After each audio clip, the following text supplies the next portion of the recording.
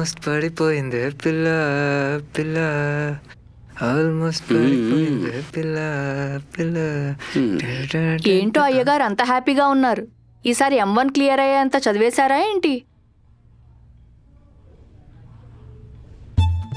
అంజలి అంజలి అంజలి మెరిసే నవ్వుల పూల జాబిలి. అంజలి అంజలి అంజలి మెరిసే పువ్వుల నవ్వుల జాబిల్లి. అంజలి అంజలి అంజలి అంజలి అంజలి అంజలి please. అంజలి. మెరిసే నవ్వుల పూల జాబిలి. రేయ్ ఏంటి తండ్రి కొడుకులిద్దరూ ఒకే పాట పాడుతున్నారు?